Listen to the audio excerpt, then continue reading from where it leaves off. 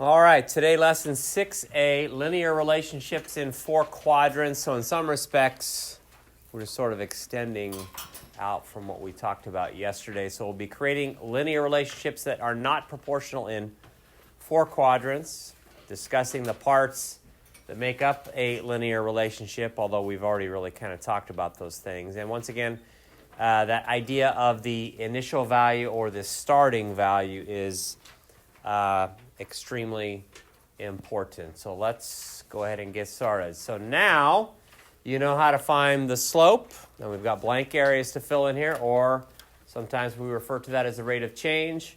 And the y-intercept, or sometimes we refer to that as the initial value.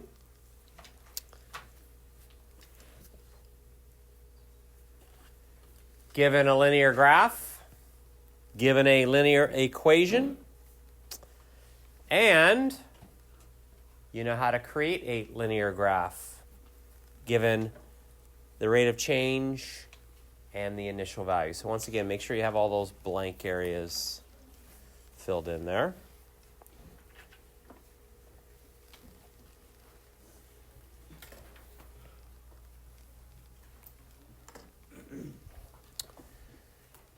And so if we kind of put all of this stuff together, and this was a problem that we kind of talked about yesterday. Now, the reason why this was restricted to one quadrant is because it was really more of a real-world problem, and having negative minutes and negative gallons in that particular scenario doesn't really make any sense.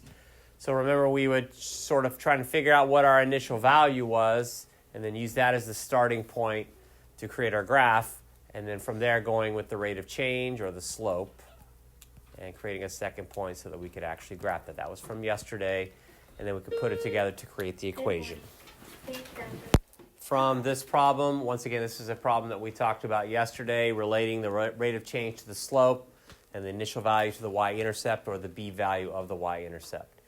So equations of linear graphs all look like this, in the form y equals mx plus b, where in this case, the 4/5 is the slope, or sometimes it's referred to as the rate of change. And the 4, the positive 4, you always need to take the sign with it. That's the b value of the y-intercept, which sometimes is referred to as the initial value. And then if you're asked to write that as an ordered pair, that, of course, would be 0, 4. So the very first problem that's in your notes, we have y equals 2/7 x minus 8. We'll do this one together. M, of course, is 2/7. B, of course, is -8. Remember, take the sign in front of that. The slope is 2/7. The y-intercept, and unless you're told differently, you would write the y-intercept as an ordered pair, so 0, -8. The rate of change, there's no context here, so just 2/7. And initial value, there's no context here, so -8. So all we're trying to do here is we're just trying to relate all of these different things that we've been talking about. So can all of you go ahead and do the problem that's right below that in your notes, please? So I purposely went to one like this for this reason, because when I walked around and looked, some of you left M as blank. But there is a value for M. What is it? 0. It's 1. If it was 0, it wouldn't even be there. If it was 0, there would be no x there. Okay, so there is a 1 in front of a variable there. That's something from 6th and 7th grade. We just don't have to write it. B, of course, is positive 4. If M is 1, the slope is 1, and so is the rate of change, by the way. Y-intercept would be at 0, 4, and rate of change is 1, and initial value is 4. All right.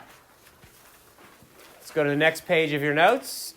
Graph the following equation. Well, when we are asked to graph, we really need two things: the initial value and the rate of change, or the y-intercept and the slope, depending on how you want to think of it. So in this particular equation, y equals 4x plus 3, the initial value is 3. In other words, the b value of the y-intercept is 3, and that comes from that number right there, just to refresh your memory. And that leads us to the y-intercept, which is at 0, 3. And it's called initial value because that's typically where we would want to start creating our graph. The second piece is the rate of change, which is 4.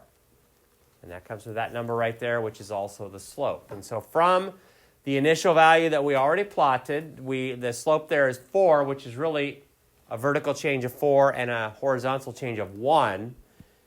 And so we would rise 4, run 1 to create our second point. And hopefully you're able to do that without actually drawing the triangle there.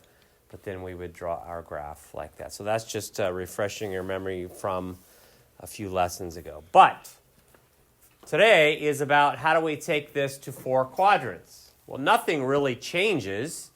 So if I started this one at where it should start, which is at positive 1, because the y-intercept is at 0, 1, and then use the slope, vertical change of 2, horizontal change of 1, because the rate of change is 2. That would take my second point right here. But you guys have a grid that it has 4 quadrants. So here's what the graph looks like in 4 quadrants. It's not just restricted to the first one. It will now look like this, plotting my 2 points and drawing a line all the way through the grid. Now, fortunately for you in MyOpenMath is that it automatically does that for you. But when you're creating them by hand, you don't stop the line at the points. You draw it all the way through the grid because, remember, all lines go on infinitely in both directions. Okay? All right, go ahead and turn the page. And everybody do number 2. All right, so let's take a look at number 2. In number 2, the initial value is -5, which leads us to the y-intercept of 0, -5, which happens to be there on the 4 quadrants. Remember, the very first thing we did this year was a review of plotting ordered pairs from 6th grade. That's where you actually learned how to plot ordered pairs in 4 quadrants. And then from there, we're going to use the rate of change to find our second point, because that's really all we need to create a graph is 2 points. And the rate of change is 4, which means the slope is 4. So from there, you're going to have vertical length or vertical change or a rise of 4, and a horizontal length or a horizontal change or a run of 1, because 4 over 1 is how we represent the slope of 4. Okay, and all the way through the grid there. All right, go ahead and do number 3. 3. So number 3, we have the equation y equals 1/2 x minus 1. Initial value is at -1, so our y-intercept is 0, -1, which is right there. That's where we want to start our graphs. From there, we're going to use the rate of change, which is 1/2, which means that we have a vertical length of 1 and a horizontal length of 2. In other words, a rise of 1 and a run of 2. So that's where our second order pair should be. And then we can draw our line through there. All right, everybody try number 4. Number 4, we have an initial value of -7, which gives us the y-intercept of 0, -7, which is plotted right there. And then our rate of change or our slope is 2/5, so that's a vertical length of 2. And then from there, a horizontal length of 5, or I prefer to think of it as rise over run. So rise 2 from there and run 5, which would take us right there. Now, before I draw the line through here, because some of you are using your something as a straight edge because I didn't pass out rulers, but anybody have any idea, since the last part of that is to write down 3 ordered pairs? Clearly, you already have 2. You have this one, which is 0, -7. And then you have this one, which looks like that's 5, -5. What might be a good way of finding a third one? Yep. Do the same pattern. Exactly. Exactly. Rise 2, run. Yeah, exactly. So you could just do that. So you could rise 2, run 1, 2, 3, 4, 5. So that would be one way, and you could also do it the other direction. So you'd have to go the opposite. So down 2, left 1, 2, 3, 4, 5. So it doesn't matter. So even if your line is not perfectly straight, you could continue to use the slope to find as many ordered pairs as you could fit on your grid there, okay? So 10 comma, what is that, -3 would work. -5, -9, that would also work. So that's how you could quickly find 3 ordered pairs. So I'll go with that one right there, okay? All right, now you can go have enough knowledge where you could finish off number 5 if you didn't know what to do before. All right, so for number 5, initial value, of course, is 5. By the way, what's the rate of change in this one? 1. Yeah, it's 1. We already kind of talked about that. So that would be a vertical length of 1, horizontal length of 1, or rise of 1, run of 1. Draw our line through. Name 3 other ordered pairs. You could continue the pattern, or if your line is nice and straight, you could have used like maybe 2 comma 7, or maybe 3 comma 8, or something like that. Okay? And there will be a few homework problems where you're going to be asked for that kind of thing. All right, everybody go ahead and graph number 6. Now we're going to add a new piece to this. So just do the graphing part, and then we'll talk about what it means to translate. So in number 6, so right now your focus should be right here. Initial value is -2, or y-intercept is 0, comma -2. Use our rate of change or our slope to rise 2 and run 3. So there's our graph. Now the next part of this is to translate this graph 2 units up. So this is probably the first time you've heard of that word. So let me talk about what a translation is, and we will come back to the idea of translations and reflections and rotations a little bit later in the year. And then also, that's not only a Math 8 standard, but it's also a Math 1 standard. So a translation is when a shape has been moved left, right, or up, or down, or maybe sometimes several moves at the same time. So here's something that we'll be doing a little bit later in the year. You take like this triangle CDE, and then if you were to translate it or slide it 5 to the right, and then 4 in the downward direction, you've now created another triangle that's the same size, but it's technically just moved. So when you're translating something, that's really all you're doing. You're sliding it in some kind of direction. Okay? So this one, I'm asking you to translate the graph 2 units up. The easiest way to do that is to just take the 2 ordered pairs that you've already plotted and plot them 2 units up from that. So what I'm saying is something like that. So notice that I moved this dot 2 up, and I moved this dot 2 up.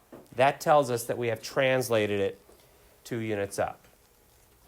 Now, several things are going on here. When we translated it up, notice that the lines are parallel to each other. But not only are they parallel to each other, what do you think about their slopes? They're the same, right? So what that tells us, and we're going to come back to that idea a little bit later in the year, is that all parallel lines have the same slope. So since the slope of the red line was 2/3, we automatically know the slope of that purple line is also 2/3. Why? Because the lines are parallel to each other.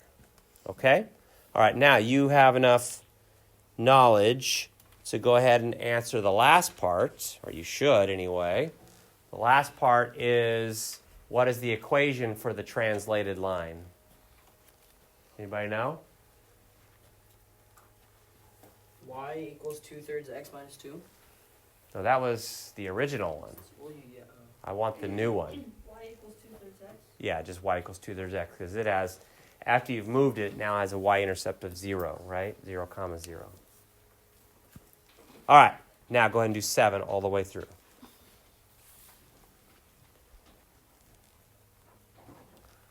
So once again, linear graphs that have been translated will always be parallel because they have the same slope. All right, so initial value is 3. That's where we start our graph. And then from that point is where we create the second point based upon whatever the slope or the rate of change is, which in this case happens to be 5. 5 as a fractional value is 5 over 1, and we have to think of it that way, remember, because we need vertical length, horizontal length, vertical change, horizontal change, rise over run, however you want to think about that. So up 5, right 1, draw our line through. The equation of that line, by the way, is y equals 5x plus 3. It's already there. We're then supposed to translate this 3 units to the left, so take each of those points, move them 3 to the left, and that would give us that line right there. I already know they're going to have the same slope, because remember, anytime we translate a line, the slope will be the same. The only thing that's going to change there would be the y-intercept, but then I ask you to then translate that 9 units down, so from there, moving 9 units down would take me right there. Now the question is, what is the equation after the second translation? Well, I moved the line down. I didn't extend it yet, but if I go ahead and extend it, I can clearly see that it will have a y-intercept of 0, 9 there. So it should be y equals 5x plus 9. But the key here is that the slopes are the same on all 3 of those lines. All right, go ahead and turn the page.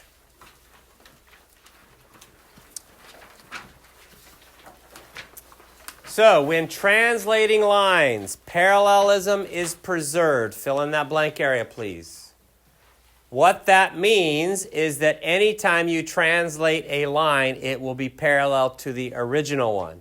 That's just kind of a short way of phrasing that. When parallelism is preserved, that means when you move the shape, the line will still be parallel. Okay? All right. Number 8, the diagram below shows several lines. In fact, there are 5 there. You can only see part of the lines, but they actually continue forever in both directions. So if F is the original line, which of those other lines have been translated from that? So which lines show line F translated? I'll give you about a minute. So the key here on this one is we're looking for the ones that are parallel. Line F has a slope of 3/4. Line I has a slope of 3/4. Line H has a slope of 3/4. Therefore, those are the 3 that have to be translated, or since they all have the same slope, I and H have to be the translated ones. Clearly, G has a different slope, and J is going the wrong direction, so it also has a different slope, which we will come back to lines that go that direction another day. Okay? All right. Remember, translated lines are parallel, and parallel graphs have the same slope. So, continuing on. On the graph shown below, the red line has been translated or moved to create the blue line. Describe the translation in words and then write the linear equation for each of the lines in y equals mx plus b form. I'll give you about a minute. So by the way, what has happened from the red line to create the blue line? It has been translated 3 units down. 3 units which direction? Down. Yeah, the red one is the original one. The blue one is after the move, so it's gone 3 units in the downward direction. I did it backwards because I thought the blue. Yeah, you got to make sure you go in the right direction there. And then the red one has an equation of y equals 1/4 x minus 4, whereas the blue one, y equals 1/3 x minus 7, so 1/4 x minus 7, sorry. Notice that same slope, and that the -4, it went in the downward direction, so that means a movement of -3 technically. That's one way of quickly figuring out that that should be y equals 1/4 x minus 7. Okay? All right, go ahead and turn the page. I believe we have one more to do. Yep, and then we're finished.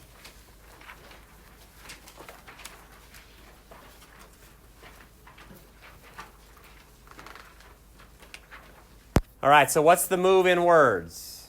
The red line was translated 9 units up. Is that right? Yeah. Yep, 9 units up. Okay? And then the red line is y equals 1/3 x minus 6. You know the blue line has to have a slope of 1/3. And if you're going 9 units up, you're really taking the y-intercept and adding 9 to it, although you can clearly see it would be y equals 1/3 x plus 3.